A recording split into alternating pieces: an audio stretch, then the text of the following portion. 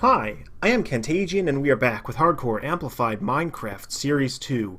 In the last episode, I got potions, and we headed into the Nether to go back to my desert home, which is at coordinates negative 344.71. The reason we're going back to the desert home right now is to fight Endermen so we can get Ender Pearls, so that we might eventually fight the Ender Dragon. So that's what we're doing in this episode. I have upgraded the game client to version 1.8. That's why you can see all of my specs on the top right there. And yeah, I know this is my least popular series on this channel, so I thought I'd take this time to share some personal thoughts just as a treat to those who actually do watch it, and because I can. And basically the only thing that's really been on my mind lately at all is my dog. As you should know, Luna has been missing for almost 3 weeks now.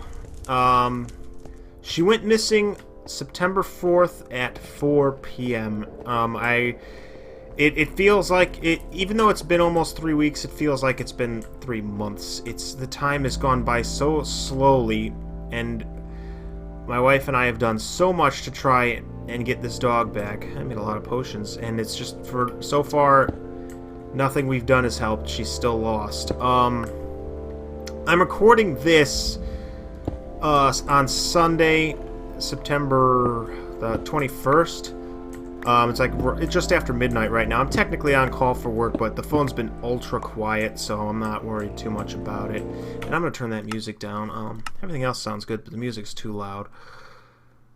Alright, that should do it. But we rent this house we live in, and our landlord needed to get a new roof for the house, so he let us know, and there were roofers over on the 3rd that did our roof, and he owns the house next door as well, so he did their roof as well on the 4th. Luna is not exactly a brave dog. Am I going the right way? Yeah, no, that's not the right way. I need to get back down to where that was. But yeah, on the 3rd, it took a while to calm her down and get her used to the roofers. And then on the 4th, she seemed okay. And this is why I've been blaming myself so much for it, because my wife was sleeping, and I had just gotten back home from the appointment at the optometrist to get the glasses I'm wearing now. And I knew Luna needed to go out. I'm gonna jump down there. Ow. I knew I'd survive that. Alright, so we could continue. I knew she needed to go out. It'd been hours since she'd been out, and I felt bad because she was in the bedroom with my wife for the longest time sleeping, and the poor dog, as of late, you know, she didn't get much physical activity, and I was feeling bad about that, so I figured she could use some time outside to get some exercise, run around, do her business, whatnot. I went to let her out, and she was deathly afraid. Like, she did not want to... I should be going this way. She did not want to have anything to do with the outside. The roofers next door were loud as hell, you know, banging on the roof next door, installing their crap, doing what they had to do. And for whatever reason, I didn't think anything of it. I mean, we have a fenced-in backyard with 2 doors that Luna has never, ever tried to escape from before.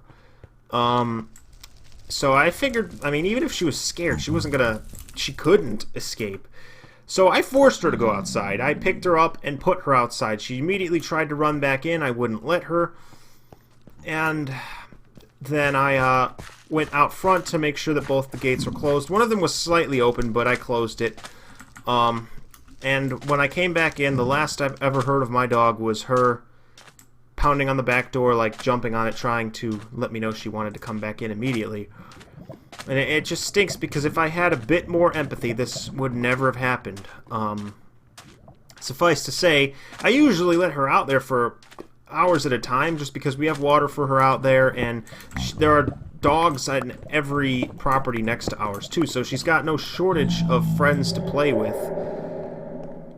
But this is like a dead end. No, it ain't. 45 minutes later, I went to go check on her and let her in because I knew she wasn't too excited to be out there in the first place, and she wasn't there. I didn't panic at first because I know she hides under the bushes sometimes or just gets into weird areas. But after checking those areas, I quickly became panicked as she was nowhere to be found. I wasted no time, too. I mean, from the second I realized she wasn't there, I was immediately looking everywhere I could think of. And the few times the gate was accidentally left open by yours truly after I had mowed the lawn, she would just go out front and sit in front of our front door. And yeah, she wasn't there. She wasn't anywhere. I pretty much interrogated the roofers because they were there the whole freaking time. And one of them was like, "No, I don't know." And then after that, he's like, "Wait a minute. A little black dog?" And I'm like, "Yes." "Oh, we saw her running across the street." And I was just thinking, and why the hell didn't you knock on my door and tell me?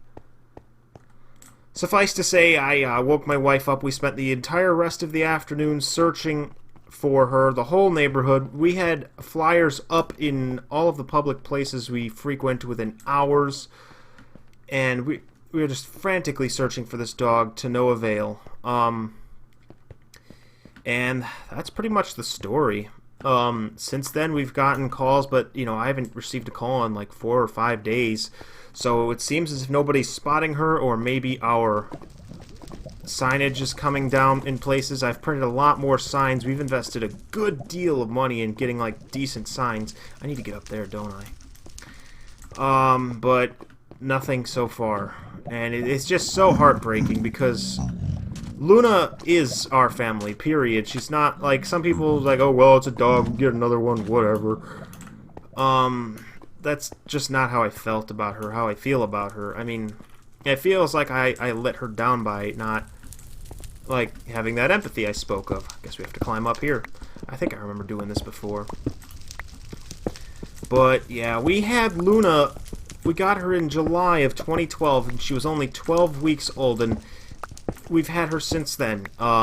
She's now just over 2.5 years old, wherever she is. And she was such a special dog, too. Like, she'd let you do whatever to her. You could pick her up, you could put your hand in your mouth, you could take her food out of her mouth. Like, we had trained her to the point where she knew that we were going to do whatever we wanted to with her, and that made her just so much nicer to deal with. She wasn't like these other dogs where she was you had to be very careful around her when she was eating or whatnot. We had it down with her, and Luna, I mean, I guess it's part of the adaptation of dogs, you know, to make humans think they love and care about them so that they'll get fed and whatnot.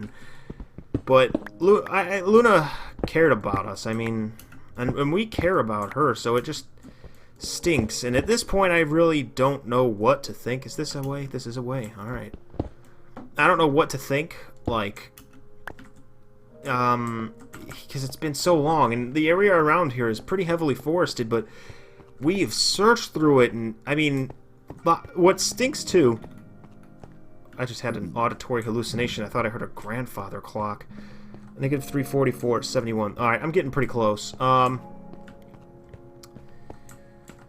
It's, a lot of people there's a lot of stray animals everywhere around here. So people put out food for them, and they're kind of well taken care of. So Luna doesn't really have an incentive to be around people. I'd say she's an aloof type dog. She doesn't really care to be around people other than my wife and myself. I was about to say, how do I not have a shovel? And so I don't know. I imagine if she's well fed, she's just gonna stay hiding, and my coordinates were no good. Ah, man. Ah, man, my coordinates were no good. Well, hang on. Yeah, it should be, like, right here.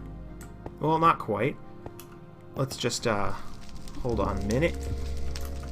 So at this point, I don't know. She could still be out in the wilderness. Pretty much every night when I'm at home, I open the front door and just call her, hoping she'll be wandering around nearby and decide to come home. But I never hear any sort of response, so I don't think she's anywhere near here. I mean, we've been driving around the whole neighborhood. Every time we receive a call, we frequent the area we got the call from. And there should be another portal. I think I might have went the wrong way. But it's so far led to nothing. Like, we What really stank is we were led to this dog that looked a whole lot like her, but clearly wasn't her 'cause the dog had puppies and was pregnant with more puppies in Luna's spade. But it just stinks, so she's either still in the wild somewhere that's not close to here, or she's been taken. And I can't stand that thought, because I've always had a big problem with theft. Like, I can't deal with it. It's a long story, but Luna was our dog. Like, from birth. It's like kidnapping someone's kid. Damn it, I don't know where my coordinates were. I must have got something wrong. Negative 344, 72 was what it should have been. But I don't see anything resembling a nether portal. And so, I mean, to not have essentially our kid, our dog, it hurts so much, and it's so depressing. And to know that I could so easily have prevented this scenario that we now face. It just is, if I had just gone outside with her, it would never have happened. It just really sucks. Now I don't mean to be all depressing, but no one really watches this series anyway, so I thought this is where I'd vent and say all the things I wouldn't say in my vlog about it. Hope it didn't depress y'all too much. Hopefully soon she'll turn up, but I'm just, at this point, I'm not counting on it. We're hearing less and less from people, and it just stinks so hard.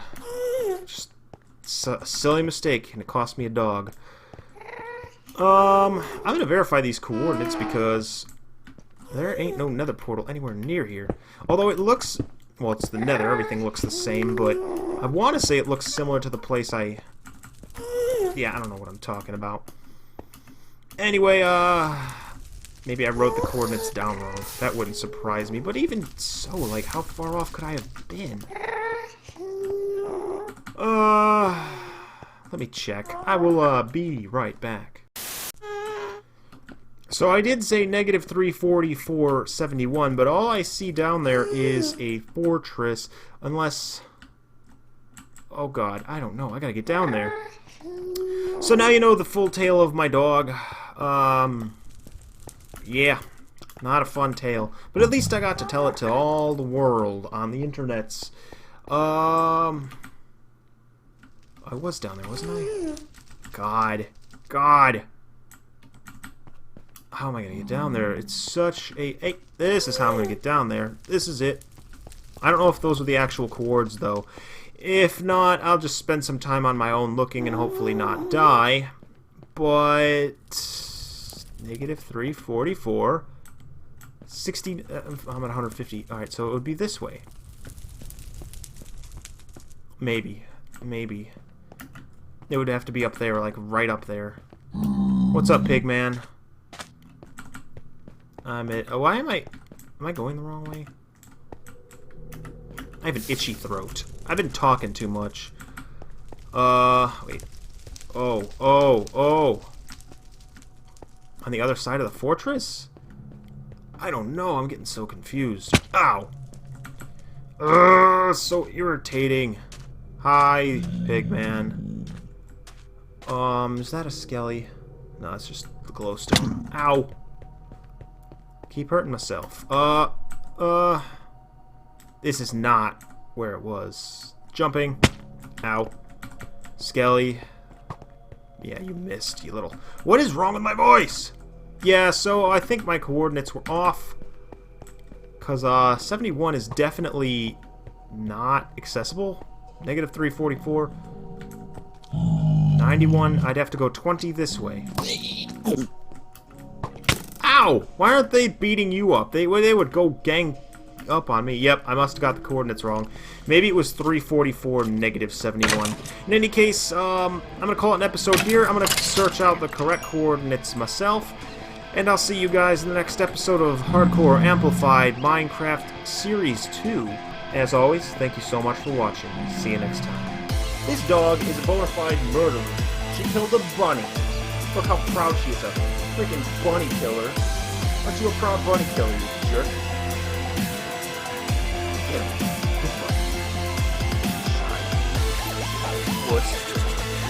Bunny bully.